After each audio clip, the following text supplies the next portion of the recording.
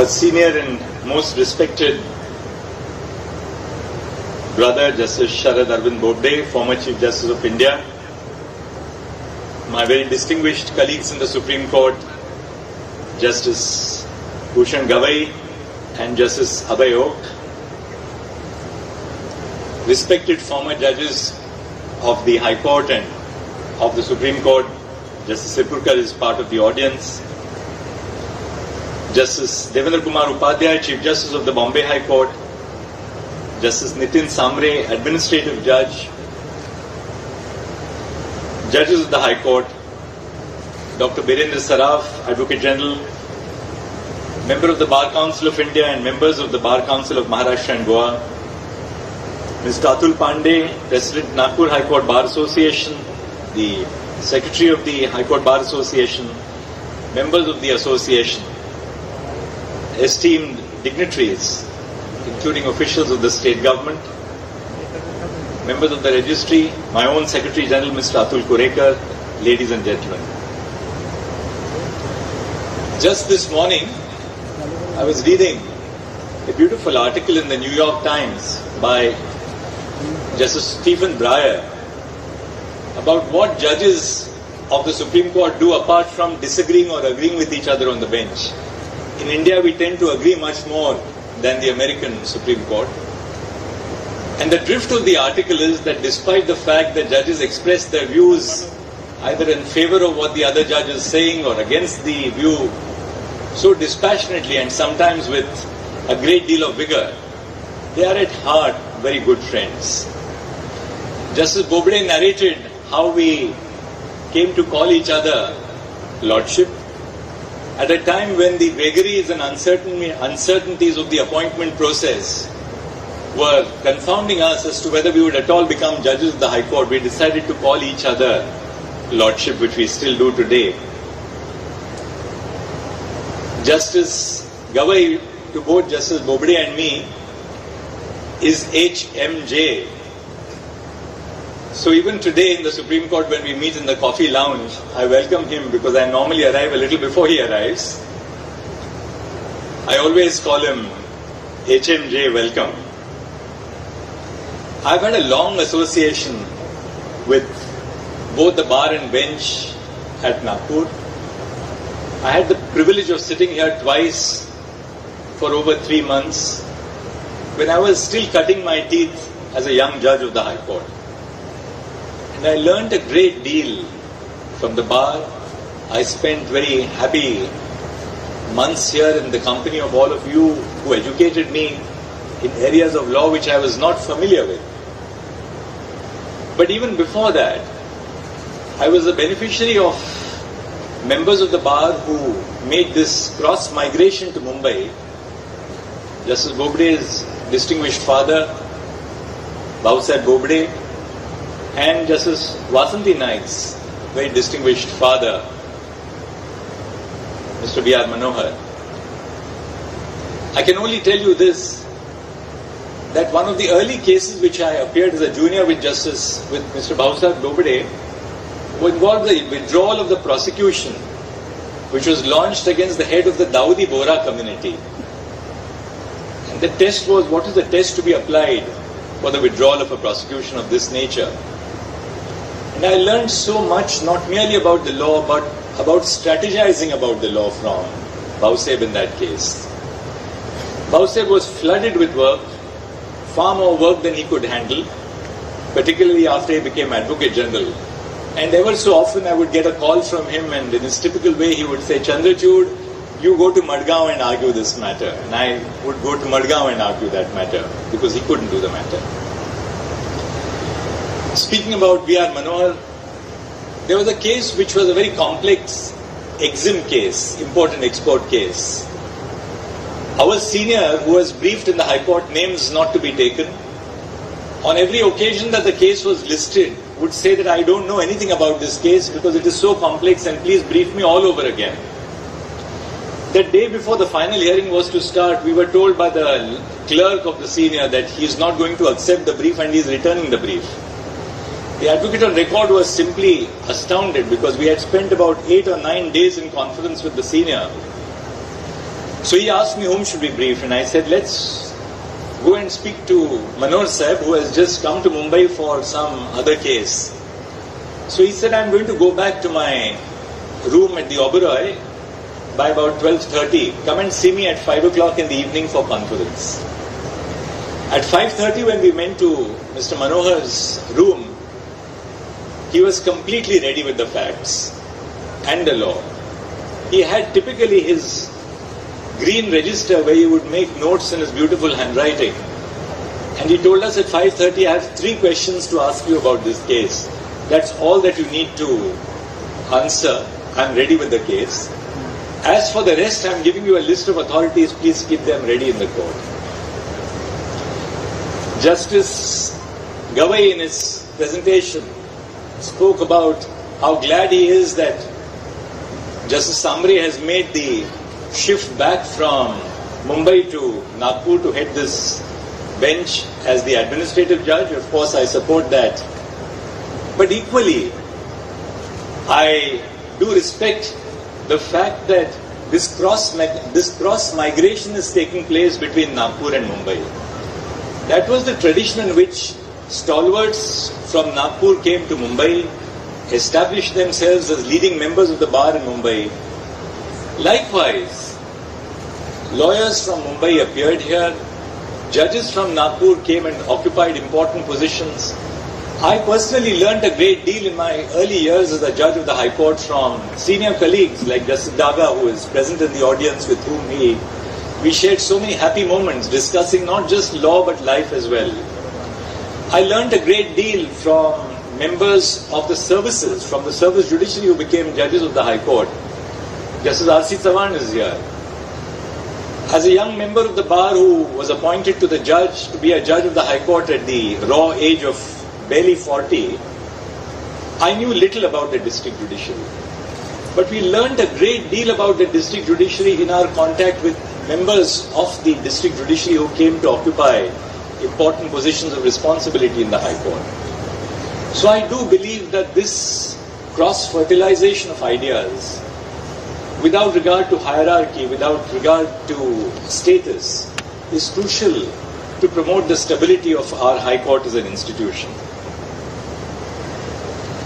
Speaking about Justice Mohta, I can really spend the whole night about sharing reminiscences, but just one last reminiscence and then I'll make a brief presentation on the subject for this evening.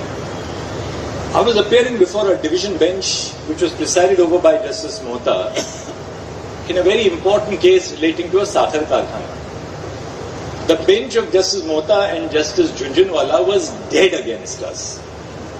Every time that we appeared before them, there's nothing in the case.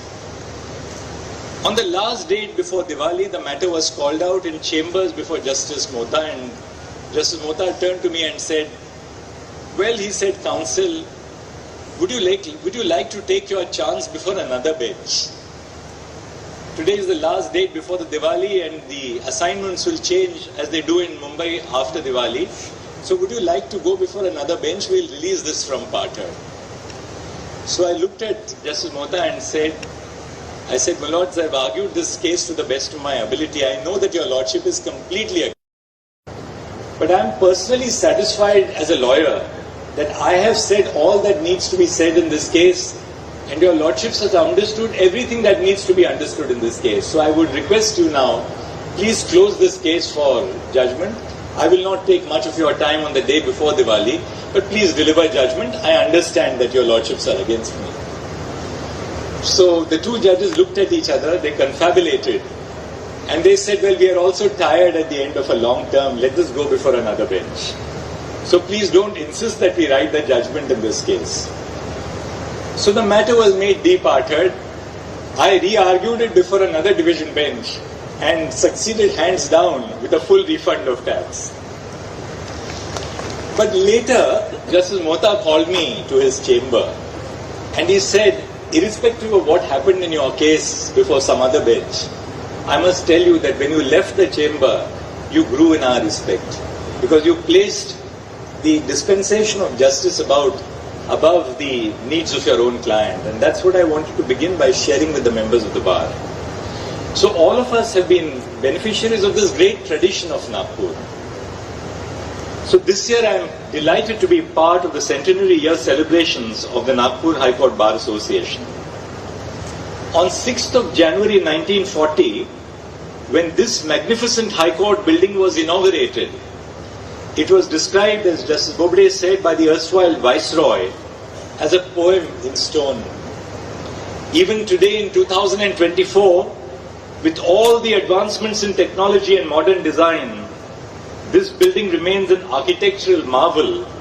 It is always a privilege and honor to be here. I also realize the limitations of my own mobile phone when I was trying to take a picture of the building sitting here, that the mobile phone, despite technology, cannot just capture the grandeur of the building. There are some things which you can only absorb and you cannot capture, which is so true to our tradition of meditation, reflection, introspection, and not necessarily of recording everything as we do in courts of law. The Nagpur High Court Bar Association has a unique history of being christened a High Court Bar Association much before the actual High Court was established in 1936. In 1928, almost 8 years before the High Court was established, the Bar Association renamed itself a High Court Bar Association and made fervent demands for a High Court to be set up in Nagpur. In fact, the members of the association not only advanced the demand to set up a High Court in Nagpur, but also to elevate members of the Nagpur Bar as judges of that court. The active and vibrant spirit of the association today is undoubtedly rooted in this rich and dynamic history spanning over 100 years.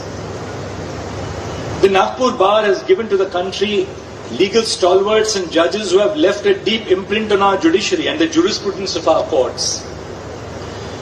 Two Chief Justices of India, Justice Hidayatullah and my own very dear friend and elder brother, Justice Sharad Bobde, are products of this illustrious bar.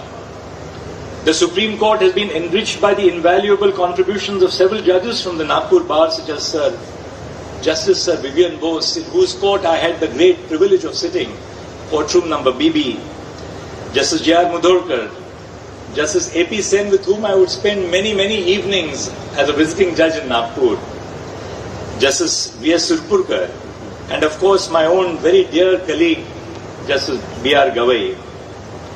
I am confident that the Nagpur Bar will continue to foster excellence in advocacy and also contribute to the bench by producing many more distinguished members in the future. I am sure so many of you will be guided by the examples of those who are in your midst, in Mumbai included, and Nagpur. Shri Haryane is here. But we must also remember people who are unfortunately not with us today, like Justice Vinod Bobde, a lawyer par excellence and a human being par excellence. Bar associations at all levels in our district courts, high courts and the Supreme Court play a significant role in democratizing the courtroom and facilitating the collaborative governance of our courts. They ensure that lawyers, both seniors and juniors, have a forum to express their concerns, suggestions and ideas to collaborate with the government, the bench and other stakeholders. On a day-to-day basis, it is the bar associations, as representatives of the lawyers, who directly engage with the court and the registry. Almost every day when I climb down from the steps of the Chief Justice's court, there would be at least 2 or 3 members of the Bar Association waiting to meet me. There is something so very urgent that they want me to attend to. Lawyers are central stakeholders in the functioning of our courts and active bar associations, such as the Nagpur High Court Bar Association, and they ensure that there is a constant and productive dialogue between the bar and the bench. Although many of us judges have been a part of the bar at different points in time, interactions with the associations ensure that we do not become detached from the everyday realities of our colleagues at the bar. The role of a bar association, however, must not be limited to only advancing the immediate concerns of lawyers. The role extends to a broader institutional responsibility to enhance the functioning of the judiciary and protect the dignity of the court. Bar associations must focus on improving the quality of advocacy at the bar and, more importantly, making our courtrooms more accessible and safe for our citizens.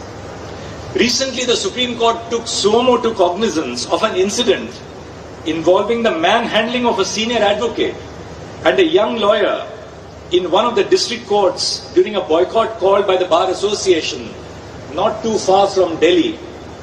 You are fortunate that these incidents are not par for the course in Nagpur. The specifics of this incident aside, it is incumbent upon the Bar Associations to ensure the safety of all the members of the bar when they come to practice before the court. With hybrid hearings, lawyers from across the country appear before courts in different regions. Bar associations must adopt a more accommodative and inclusive approach, ensuring safety and welcoming all the members of the bar who practice before that court. I was pleased to hear about the legal aid project called Nyayadut run by the Nagpur High Court Bar Association to ensure pro bono access to legal resources for persons residing in the villages in the Vidarbha region. I urge the younger members of the bar to contribute to such initiatives. It serves as an opportunity to not only use your premier education and training to secure justice to ordinary citizens, but it is also a way to sharpen your legal skills and advocacy.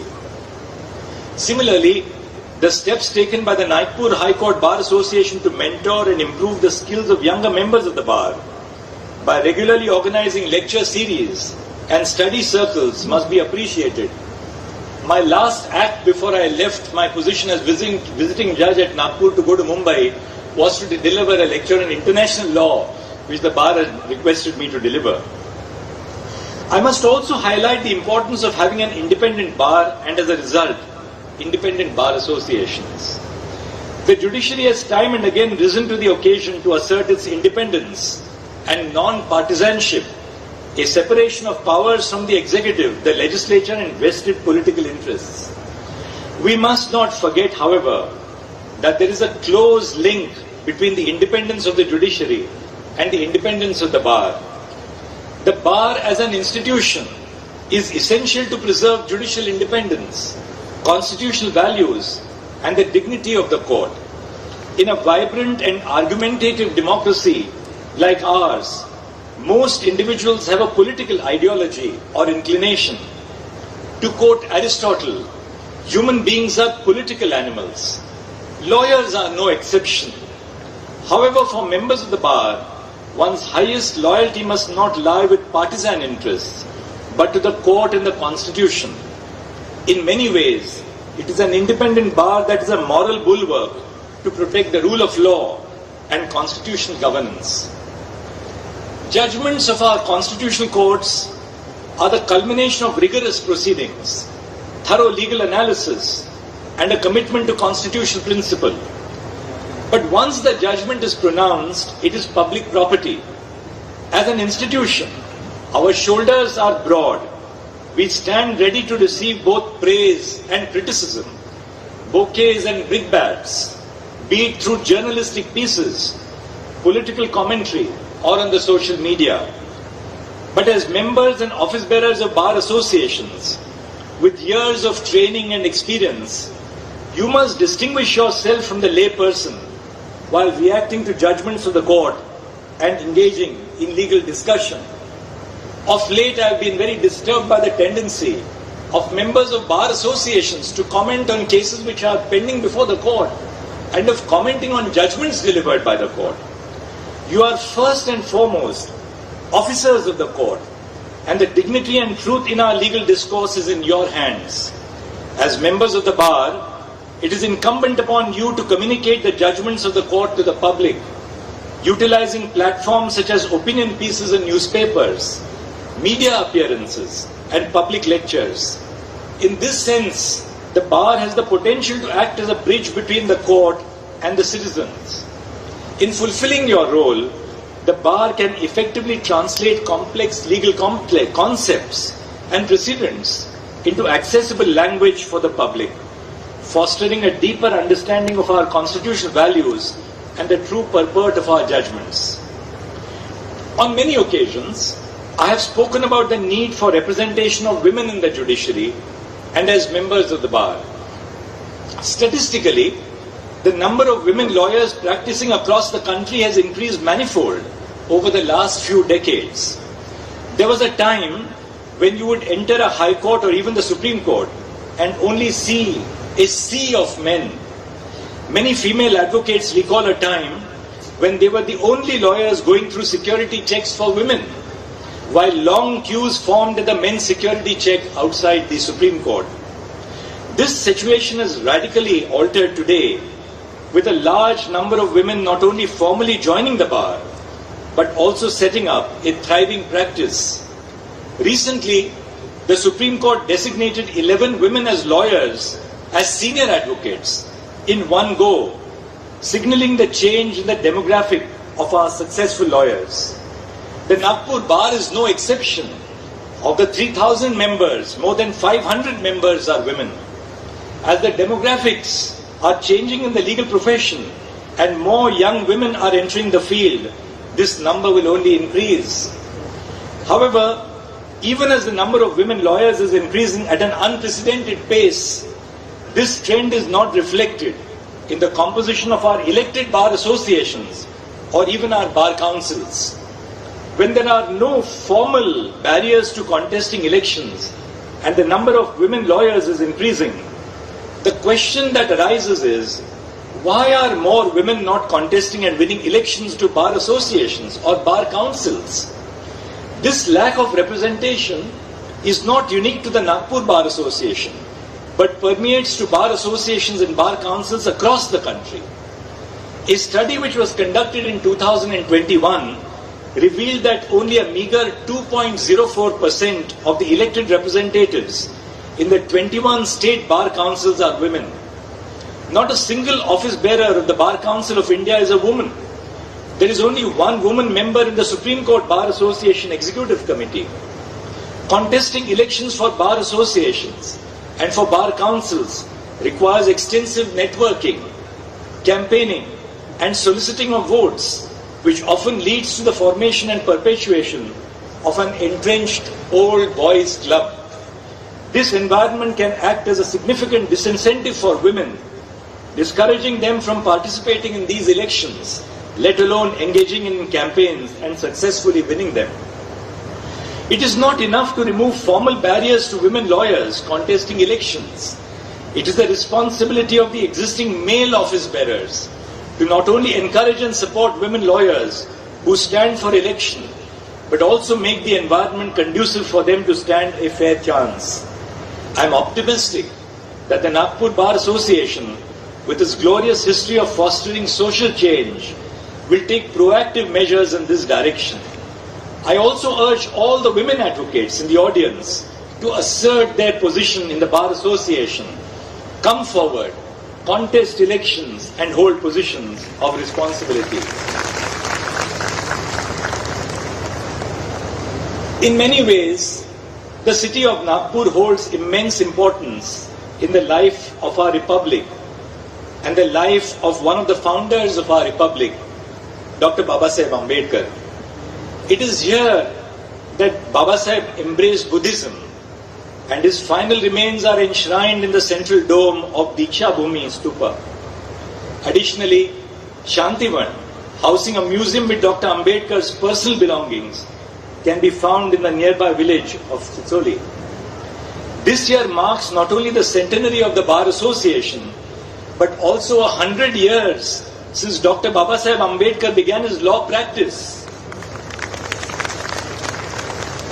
In honor of this milestone, the Supreme Court established a statue of Dr. Ambedkar, symbolizing his guiding presence as we fulfill our constitutional duties.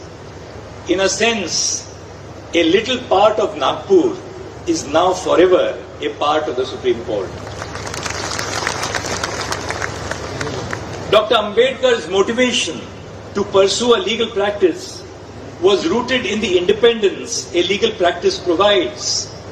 Legal practice was liberated from the feudal hierarchies of caste, which against and mobilized public opinion. Dr. Ambedkar believed that in colonial India, the legal profession alone allowed an individual to remain independent from the government and social forces. He valued his independence from an undemocratic colonial government and a caste-ridden society over monetary or commercial gain. This motivation to pursue law for autonomy and freedom that the profession imparts stands true even today. The ability and responsibility of a lawyer to act without fear or favor, ill will or affection must continue to guide us as members of the legal profession. In a judgment authored by Justice Vivian Bose, a former judge of the Supreme Court of India and an illustrious member of the Nagpur High Court Bar Association of this court, Justice Bose observed, the Constitution is not for the exclusive benefit of governments and states. It is not only for lawyers and politicians and officials and those highly placed. It also exists for the common man, for the poor and the humble, for those who have businesses at stake, for the butcher, the baker, and the candlestick maker. Let us all remember that our Constitution is an inclusive Constitution. It is intended to bring together the butcher, the baker, and the candlestick maker. So just as this building is said to be a poem in stone, Justice Vivian Bose was a poem personified in verse, as he wrote. I would conclude by saying that as you carry out your responsibilities as professionals, advocates, and officers of this constitutional court, remember that your foremost duty lies towards ensuring justice and upholding the rights of every individual, be it the baker, the candlestick maker, last but not the least, the butcher as well. Thank you. Each of you carries a heavy mantle of excellence to uphold.